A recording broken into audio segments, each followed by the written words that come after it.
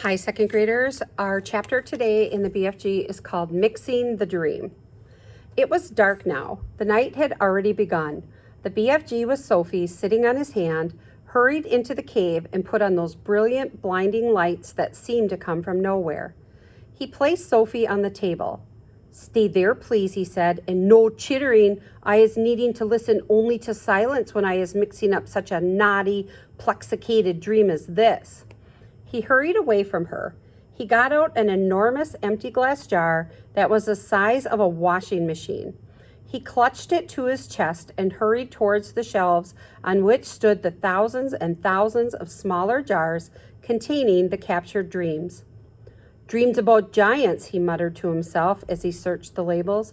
"The giants is guzzling human beings. No, not that one, nor that one. Here's one, and here's another." He grabbed the jars and unscrewed the tops. He tipped the dreams into the enormous jar he was clutching, and as each one went in, Sophie caught a glimpse of a small sea green blob tumbling from one jar into the other. The BFG hurried towards another shelf.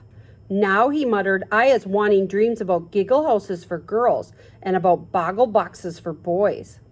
He was becoming very tense now.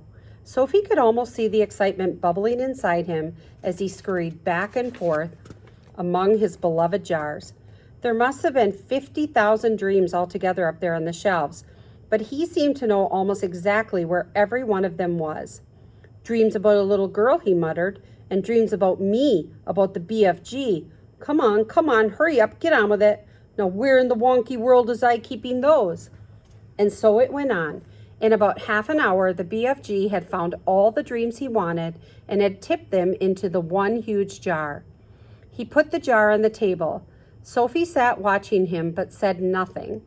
Inside the big jar, lying on the bottom of it, she could clearly see about 50 of those oval sea green jellyish shapes, all pulsing gently in and out, some lying on top of others, but each one still a quite separate individual dream. "Now we is mixing them," the BFG announced. He went to the cupboard where he kept his bottles of frobscottle, and from it he took out a gigantic egg beater. It was one of those that has a handle which you turn, and down below there are a lot of overlapping blades that go whizzing round. He inserted the bottom end of this contraption into the big jar where the dreams were lying. "Watch," he said. He started turning the handle very fast.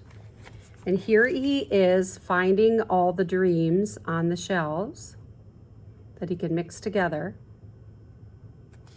And here he is with the mixing thing that's kind of like an egg beater. So he's starting to mix all those dreams together.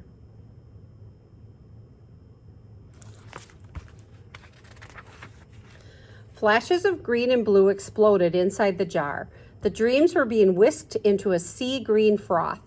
"The poor thing," Sophie cried. "They is not feeling it," the BFG said as he turned the handle.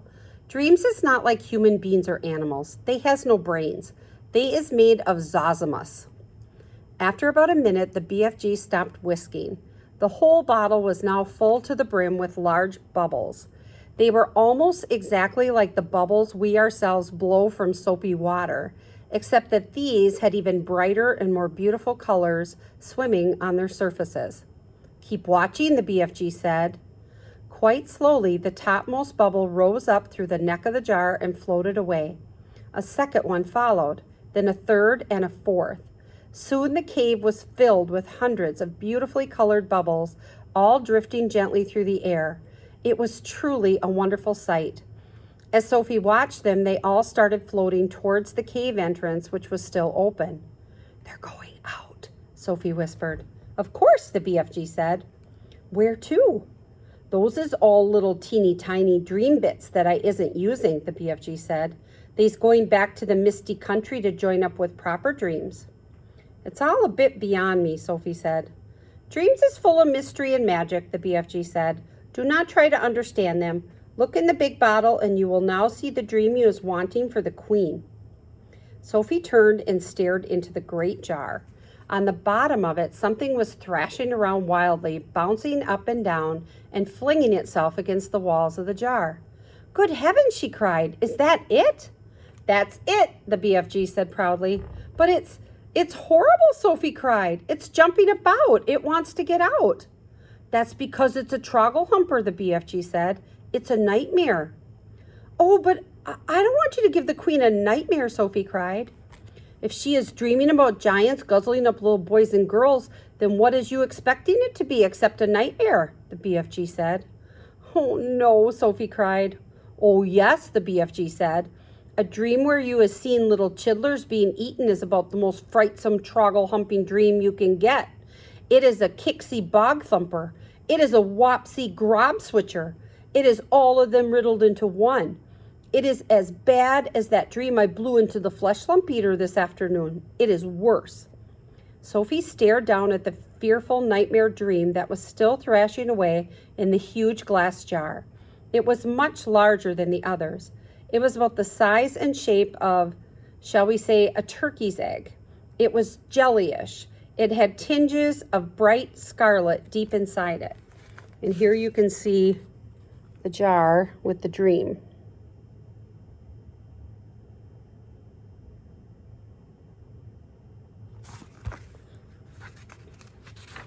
There was something terrible about the way it was throwing itself against the sides of the jar. I don't want to give the queen a nightmare, Sophie said. I is thinking, the BFG said, that your queen will be happy to have a nightmare if having a nightmare is going to save a lot of human beings from being gobbled up by filsome giants. Is I right or is I left? I suppose you're right, Sophie said. It's got to be done. She will soon be getting over it, the BFG said. Have you put all the other important things into it? Sophie asked. When I is blowing that dream into the queen's bedroom, the BFG said, she will be dreaming every single little thing-a-ling-a-ling you is asking me to make her dream. About me sitting on the windowsill? That part is very strong. And about a big friendly giant? I is putting in a nice long gobbet about him, the BFG said. As he spoke, he picked up one of his smaller jars and very quickly tipped the struggling, thrashing trogglehumper out of the large jar into the small one. Then he screwed the lid tightly onto the small jar. That's it, he announced. We is now ready. He fetched his suitcase and put the small jar into it. Why bother to take a great big suitcase when you've only got one jar, Sophie said. You could put the jar in your pocket. The BFG looked down at her and smiled. By goggles, he said, taking the jar out of the suitcase. Your head is not quite so full of grime sludge after all. I can see you is not born last week. Thank you, kind sir, Sophie said, making a little curtsy from the tabletop. Is you ready to leave? The BFG asked. I'm ready, Sophie cried. Her heart was beginning to thump at the thought of what they were about to do. It really was a wild and crazy thing. Perhaps they would both be thrown into prison. The BFG was putting on his great black cloak. He tucked the jar into a pocket in his cloak. He picked up his long trumpet-like dream blower. Then he turned and looked at Sophie, who was still on the tabletop. The dream bottle's in my pocket, he said. Is you going to sit in there with it during the travel? Never, cried Sophie. I refuse to sit next to that beastly thing. Then where's you going to sit? The BFG asked her. Sophie looked him over for a few minutes. Then she said, if you would be kind enough to swivel one of your lovely big ears so that it is lying flat like a dish, that would make a very cozy place for me to sit. By gumble, that is a squawkling good idea, the BFG said. Slowly, he swiveled his huge right ear until it was like a great shell facing the heavens. He lifted Sophie up and placed her into it. The ear itself, which was about the size of a large tea tray, was full of the same channels and crinkles as a human ear. It was extremely comfortable. I hope I don't fall down your ear hole, Sophie said, edging away from the large hole just beside her. Be very careful not to do that, the BFG said. You would be giving me a cronking earache. The nice thing about being there was that she could whisper directly into his ear. You is tickling me a bit, the BFG said. Please do not jiggle about.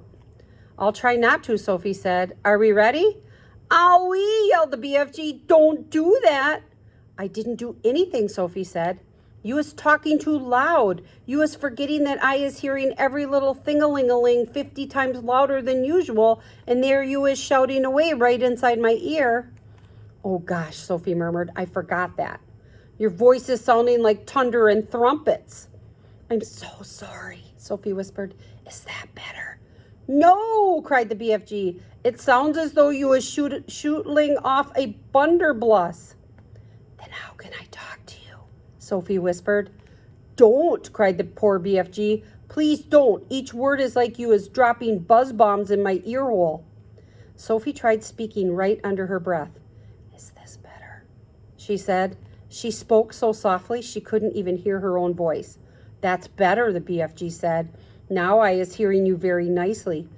What is it you is trying to say to me just now? I was saying, are we ready? We's off, cried the BFG, heading for the cave entrance. We is off to meet Her Majesty the Queen. Outside the cave, he rolled the large round stone back into place and set off at a tremendous gallop. And the next chapter is called Journey to London. I'll share it tomorrow.